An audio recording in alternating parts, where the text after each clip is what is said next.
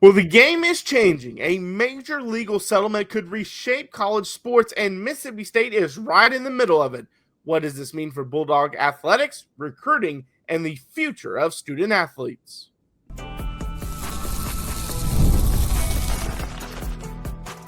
You are Locked On Mississippi State, your daily podcast on the Mississippi State Bulldogs, part of the Locked On Podcast Network, your team every day.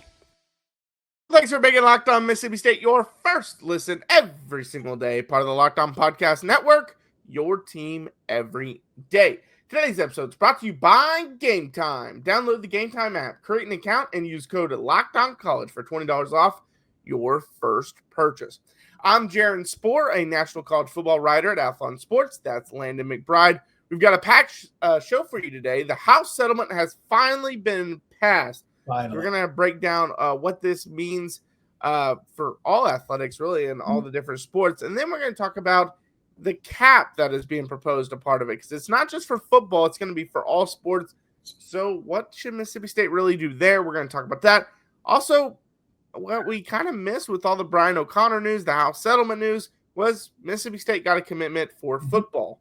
And this is a guy in the transfer portal. So it's a guy that's eligible to play this upcoming season.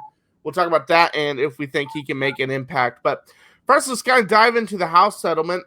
It finally was passed.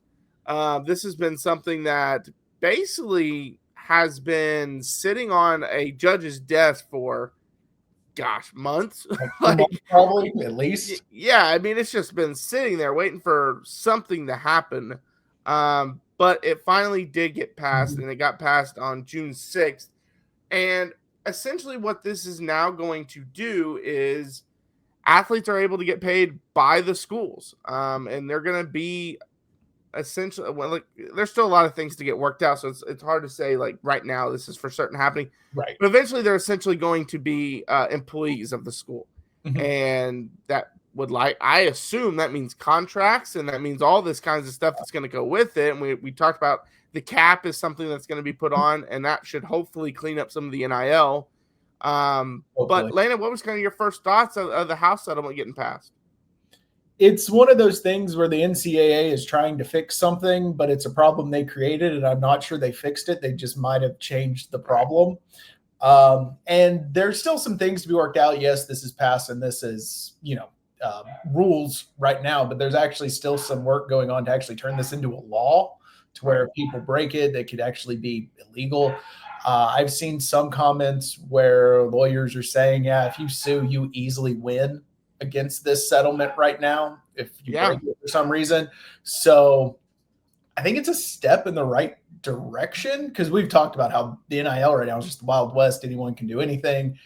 But I mean, it's good they're putting some bumpers on it, but it doesn't change much. And the teams at the top are still going to be the teams at the top. I mean, they always have been. Before you could get paid, when they could get paid, whatever, they'll still be the same. So yeah, and this is like historic for the sports, for not just football, just for all college athletics. I mean, what was it? 2021 was kind of when NIL became a thing, and that was you can make money from third parties via your name, image, and likeness, and that's when boosters quickly started organizing these groups that we call collectives, and basically we're paying players legally now to come to their school and saying, oh yeah, we're going to pay you this much money to do a commercial, and you actually never end up doing the commercial. Some guys do that kind of stuff, but what I'm just saying, that's kind of when NIL became a thing. And then because it's been kind of the wild, wild west, like you mentioned, it's just gotten out of control where guys were essentially just being like, hey, here's $1 million to come here. And the guy would agree to that. But then after the year, he might not play it all that freshman year and be like, all right, I'm leaving. I want more money elsewhere. When you were at Ohio State? Yeah. I mean, we saw that. But now this money is now going to be funneled through the athletic department. And I think that's going to be good for one main reason is because we heard how many stories, I mean, countless stories of guys being promised a certain amount of money from these third parties, not getting paid the money, but going to those schools and then them being like, I need to sue or something. And there's nothing really they could have done for it. Well, now this is going to be and the athletic departments also weren't able to really do anything. They eventually were allowed to push you towards certain collectives, but at first they weren't allowed to even talk about a collective. And so that's made things a little easier, at least. So then you can at least get a verified collective. But now this is now going to make it where they're the ones paying you. So it should make it, when these promises are made, it should fall through. And like I said, there should be contracts. And I know some schools are doing contracts already, but it sounds like that's where this is headed. It seems that way. But the interesting thing about this is you report the deal to like a third party and they decide if it's fair market value. And if it's too high, then they don't let you sign it. So these crazy deals, like what we saw with Kennedy at Texas Tech, setting the record for first, $1 million softball player. That deal probably doesn't happen under this. They're probably like, no, that's so far over market value. Go back. Well, especially with this cap that we're going to talk about in a little bit. Not even getting into that, but with that part, it's just they only know about it if you report it. So are we going back to pre-NIL bagman type thing where you're just dropping off a couple mil at someone's door and you don't know who it is because they don't have, if it's not reported, then it can't be enforced. And if they just keep their mouth shut, the enforcement agency is not going to know about it. So did they just create an enforcement agency that gave these players more money, but set us back to pre-NIL time in terms of just paying players? I don't know if they're going to end up, because if you think about how it is right now, there is no cap and the schools aren't paying. So these guys are already getting whatever they want, whenever they want. So, I mean, it's not going to be like it's going to get worse by passing this. It's either going to just stay the same or it's going to get better. One of the two. I'm not saying it's going to get worse. I'm just saying it's going to stay the same as it is now. Yeah. But what they're doing would now be technically in violation of the rules. Yeah. And you got to figure out a way to govern that. That's why, like, some people have said that this thing's going to be wrapped up before the football season. I just don't see it. I think there's so many things they've got to work through before this thing can get passed and like in working order. And even after you pass it, the first year or two is going to still be a learning curve. I mean, you're still going to be learning new things and things like that. But I'm in support of players getting paid. A part of this is they get a part of revenue share. So if the school sells their jersey, they get part of that money. Like that, there's a lot of good things. If the school makes a ton of money one year, they get a portion of that, a percentage of that. That's all good. I did think the interesting thing was that the NCAA is going to pay nearly $2.8 billion in back damages over the next 10 years to athletes who competed in college at any time from 2016 to present day. That's a weird time frame to pick, in my opinion, because first off, I mean, what about the older guys that came before that built these schools into what they are? I mean, help build these stadiums. I mean, take Johnny Manziel would fit just before that 2016 deadline. He built that stadium at A&M. He got paid, though. It's fine. He got paid, but I don't think he's getting paid what they're about to get paid for it. But he built Texas A&M Stadium. Yeah. Because of how popular he was, that stadium is now massive, and he built that stadium. And he's not getting anything. And then think of Reggie Bush, Matt Leinart, and I know Reggie got paid some too, but like you could go a list of all these guys that built these universities. They're not getting anything from this. So it's a weird time frame to pick. It is a weird time frame, and I'm honestly kind of surprised just because it's the NCAA. They didn't pick the year after they handed SMU the death penalty to say, from here forward, you will get that just is like one little last stab at them. But it is a weird time frame. It's a weird thing. Tim Tebow is another one. Like Florida's not going to get anything, or he's not getting anything from that. And he built Florida into like a greater power than they were. Mm-hmm. Yeah, there's a lot of weird stuff going on. And I saw something and said this is going to start going into effect July 1st. That is a wildly optimistic timeline, even for it to just be like, here's the framework, start working toward it. That is even an optimistic timeline. I don't know. And another one I saw was September 1st, and I still don't think that's possible. No. I mean, I could see it being like, hey, this is now a rule, but it starts next calendar year. Yeah, you're going to have to. There's no way you can get under that cap. I think, was it 20.5 million? Yeah, 20.5 million is where it's going to start. And we talked about that yesterday. There's so many that we know there's football teams paying more than that this year. There was a football team last year, 2 of them paid more than that. Mm-hmm. So there's no way they can get under the cap. If you say, oh, yeah, by the way, we're starting, they would have to renegotiate contracts. And those players would probably be like, I don't want to renegotiate. I'm entering the portal. Their team would be gutted. Now, one of those teams is in the SEC, so maybe that'd help out Mississippi State, But on the flip side, like, there's no way they could do that to those schools. I mean, there's just no way. So yeah, there's no way they can do that. How they are actually able to enforce it, I know they have like the plan to enforce it, but I don't know how it actually gets enforced, because all you have to do is not report everything to a third party, which when you have, what is it, 123 FBS schools, like just football programs. I think it's something 133. Around yeah. Yeah. Well, they're not going to be able to keep track of that. And you throw in more basketball teams than that, more baseball teams than that, Right. all the softball teams. Like, how are they going to keep track of all of the NIL deals that are being presented to them for them to check the market value of them? I mean, Right. It wouldn't be that hard to skirt these rules. So Yeah, and obviously, I think that's the next steps they have to figure out. Yeah, right. And obviously, with the revenue sharing, players aren't going to be paid the same. Some guys are going to get more for their popularity than others, and I think that's a good thing. Like, that's just life. That's reality. You can do the same job as someone else, but if you do it better, you deserve to be paid more. I mean, that's just reality. Mm-hmm. So we'll see what ends up happening there. But we got to talk about this cap and how it's going to affect Mississippi State. I'm really kind of surprised at how low it is, especially for all sports. So Mississippi State's got a conundrum on their hands. We'll talk about that. That's coming up next.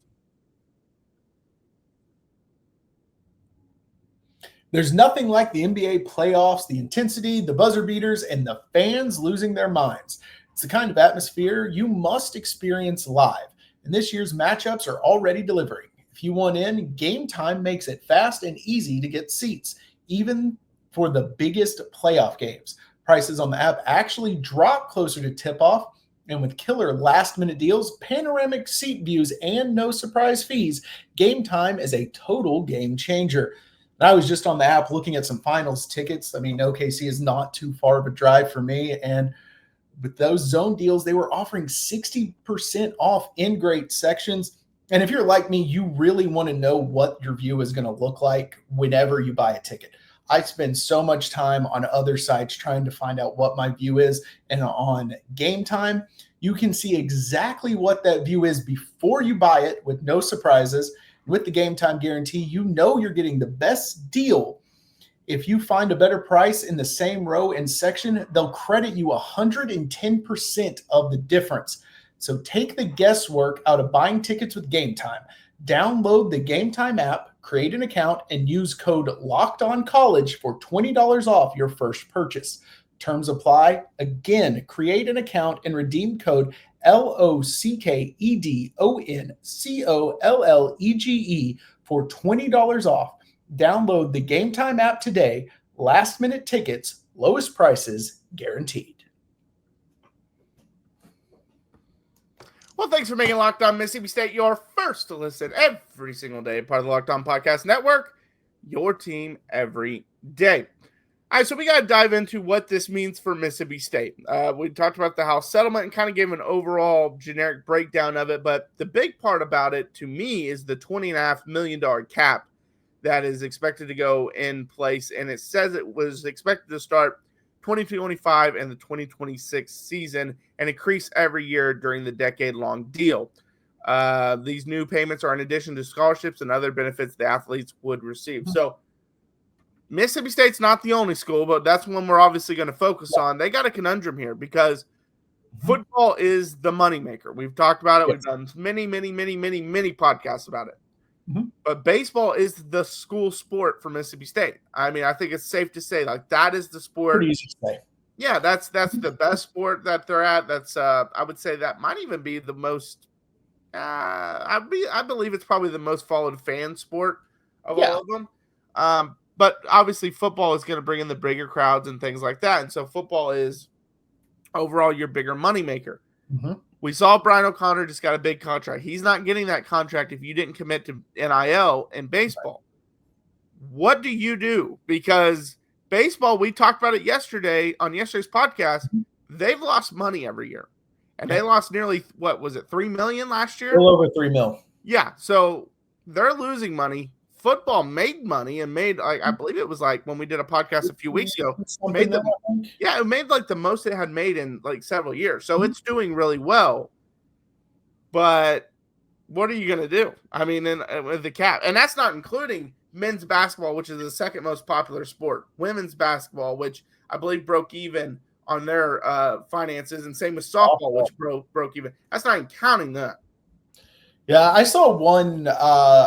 It was on The Athletic. They had a ton of articles about this, and I was just going through all of them. And one of theirs broke down how a lot of teams seem to be approaching it. It's like 13 million will go toward football, about 3.5 to men's basketball, and the rest of the sports split what's left, which I could see Mississippi State doing something similar. Maybe football is more like 12, basketball hits about 4, and then you have a bigger chunk applied to baseball. Maybe they get 2 million, because you have to, I mean, yes, we think of it in terms of 1 million, 2 million, but the cost for like Ace Reese is not the same as the cost for a great quarterback. Right. It's a very different NIL market that you're working in. And if this third party does what they're supposed to do and creates a market value and actually brings all of these contracts closer together, you're going to see a shrinking in some of these contracts anyway. So I would expect Mississippi State to fall close to that, probably a little bit less in football, but put a little more resources to baseball than you would see from other schools. Yeah, well, if you even think about it, you said 12 million as kind of the number for football, and that's a good number, I think. But the top quarterbacks are going for 5 million. I mean, look at this last cycle. The top quarterbacks were getting 5 million. So if that's the case, you have $7 million for the rest of your roster. And even the guys that aren't the top quarterbacks, but are good starting quarterbacks, are going for, 1, 2. I saw one even go for 3 million this last cycle. So if you think about it that way, that would leave 9 million left for your roster. You got offensive linemen are going very high. Defensive linemen, especially pass rushers, are going very high. Receivers. I was about to say top receivers, Jaron Smith, those kind of guys are going very high. Now, with that being said, we see this in the NFL. You can find great receivers at a discount. You can find great running backs at a discount. Offensive linemen and defensive linemen are hard to find. You got to pay for those a lot of times. You got to pay for the quarterback a lot of times, or he'll leave and go elsewhere. And so that makes it tough. I feel like most teams are going to be around the 15 to 16 million for football. I really do. But then it puts them in a conundrum, because what do they do for the other sports? You talked about Texas Tech, the last one. Kennedy already signed her deal for next year, and it was like 1.2 million. Well, that is one player for softball taking 1 million of the, a little over 1 million of the 20 million total that is the cap. And we know Texas Tech was right now, I think they had the number 1 transfer portal class. They paid a lot of money for football this year. Yeah. They also have a very good basketball program. They've, over the last several years, had a very good baseball program. I think they were down this year, but overall, they've had a pretty good baseball program. And then now, obviously, they're all in on softball as well. Just went to the Women's College World Series. What is a team like that going to do? And Mississippi State also is in that same spot, like we just mentioned. I think they've got to spend almost $15 million just to compete, especially in the SEC. That's one thing Tech's got a benefit of. They're competing in the Big 12, so they're not going to have to pay as much as a team in the SEC to compete at the top. So Mississippi State, if they want to compete at the top, are going to have to spend $15-16 million. See, I think the thing is, you're looking at deals under the old rules where there was no cap. Now there's a cap. It's like the NFL. You know, when the Cowboys won 3 Super Bowls, there was no cap. Jerry was paying everybody everything. It took him 15 years to figure out how to work under a cap. Right. So, I mean, it can take time. And I think that's what you'll see is these first couple of years, there will be some teams that try to give people contracts where there was no cap, where there's a $20 million cap, and you're going to see a $4 million receiver and a $5 million quarterback and like $2-3 million players on defense or something. And then they're going to wonder why their team sucks. It's because all these other players took $1 million deals or $500,000 deals somewhere else, and they built a team. So it's kind of going to get to the point where, like in the NFL, where when you pay your quarterback $60 million, you have to find savings. So it becomes, he better be a star. Right. It becomes, do you try to get, $5 $500,000 players across the board, or do you go all in on 2 players and hope you strike gold on everyone else? So it's going to be an adjustment to how people build teams. And so just breaking down what people spend now for what they will spend under the cap is just it's a completely different ecosystem now. And I think it'll be 3-4 years before people really start to understand how to operate in that world. Yeah, I mean, that's for sure. And then also you got to figure out contracts. Like, you're not going to do these 1-year deals because then they'll just leave at the end of the year. But what if you get locked into a long-term deal? This isn't like the NFL where you can trade a guy or, you could just cut him. Yeah, but like you can't do that kind of stuff. And you only have him for 3 or 4 years. Like you're stuck that whole time with him. So take like a big 5-star quarterback out of high school. You pay him $1 million. Let's say you pay him $1 million for 3 years. And then he comes out and starts and he's not good, you're now stuck with that quarterback because there's no chance he's going to say, yeah, you can have the money, you can cut me and I'll go somewhere else, because he knows he's going to get less somewhere else. He's going to take that money and be on your team. And now you're tied up to a quarterback for $1 million for 3 years. Yeah, there's going to be some weird things that happen very quickly. I think the rising cap will also assist with some of these problems that they talk about now. Exactly how much it rises, who knows? And again, how hard this will be to enforce. So maybe this whole conversation is meaningless. Just people don't report their NIL deals and we continue on business like it has been the last few years, but it's going to be a learning curve. Yeah, and I know we have to get to the next segment, but the other thing is, what about the lower level sports like swimming and stuff like that? Like golf. It's possible a lot of golf. Yeah, it's possible a lot of these sports are going to be cut, unfortunately, because of these new rules, and that kind of sucks as well. But all right, Mississippi State got some recruiting news. They got DK Metcalf. Well, not really. We'll talk about that. That's coming up next. All right, well, thanks for making Locked On Mississippi State your first listen every single day, part of the Locked On Podcast Network, your team every day. So, as I said, they got DK Metcalf. Not quite. So they actually got DK McGruder, and the reason why I said that is if you looked at Sports Illustrated, hey, this stuff happens. I'm not criticizing or making fun of this. Yeah, we've been there. This stuff happens, but in their story, they said DK Metcalf is what they called it. But it's DK McGruder. He is a cornerback who was at Tulane last year. The year before that, he was playing junior college. He was actually playing for the Mississippi Gulf Coast Bulldogs, actually. So, hey, he's still a Bulldog. Would you look at that? But his 1 year there, he played in 10 games, had 4 tackles, 8 assists, 1 tackle for loss, and 2 pass breakups. He's a 6'2". It says 175. I would assume he's up to about 180 at this point. At least. Yeah. Yeah. Defensive back. So looking more like a depth piece. I can't find any stats of him from Tulane, so I don't think he really got on the field there. So it's looking more probably like a depth piece, and maybe he ends up turning into something, or maybe he's a special teams guy. Yeah, I mean, he has the body type that you take a chance on. Probably a depth piece. You probably, depending on why he didn't play at Tulane, if he still has his red shirt, maybe you red shirt him, let him get a year in the program. Weird that he hasn't actually been on his visit yet. So he's committed and everything, still planning to visit, but just hadn't worked out yet. He could be interesting, but yeah, I think it's depth piece. You hope he becomes, a fourth corner, something like that. Yeah. But I mean, he has like I said, the body type you're willing to take a chance on at this point. Yeah, and looking at it, I guess the stats I read off was from his 1 year, but he actually ended up playing 2 years. He had 23 tackles and 8 pass breakups in those 2 years. So we'll see what ends up happening. But like you said, it's probably a depth piece, maybe a I almost said a practice squad, but that's the NFL. But maybe a special teams. Hey, we're going to all these NFL things, so who knows?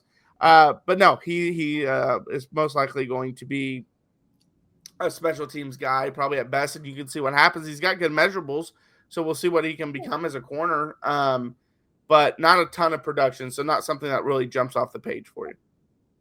No, not really. And only other thing that could fall into recruiting that we have, we missed it. Reed Stallman said he's going to be back playing baseball next year. In the flurry of baseball news, that one slipped through the cracks too. Yeah. I'm sure other things have slipped through for other people with how crazy this last week has been. But, hey, he's an infielder. So on a team of 27 outfilders, we now have 2 infielders at and least. another guy coming back. And so those are always good. You always obviously want to keep your guys if you can. But all right, well, thanks for making Locked On Mississippi State your first listen today. For your second listen, check out The Portal Show. Brian Smith has the latest rumors, portal entries, and signings. Be the most informed fan on the rapid changes to the college football landscape. Find The Portal on YouTube or wherever you listen to your podcast. I'm Jaron. Check out my work over in Athlon Sports. That's Landon. Follow us, Locked On Mississippi State. We're on YouTube, Instagram, TikTok, and Twitter. We post daily videos Monday through Friday, so check those out. We also post a comment on every YouTube video. We love your feedback on that. We love interacting with you guys. We post a poll, which is a separate question every day, Monday through Friday as well. We love your feedback on that. I said I was going to start reading off the poll results at the end of the show, and I almost forgot, but I did have it pulled up. So the question was, which aspect of Brian O'Connor's new role excites you the most? And his potential to build a dynasty at Mississippi State got 86% of the vote. The high-profile recruits and transfers he's attracting got 7%. The family atmosphere he emphasizes is also 7%. And at 0%, no one cares about his impressive contract and what it signifies in terms of how committed Mississippi State is to baseball.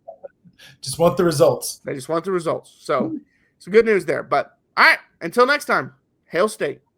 Hail State.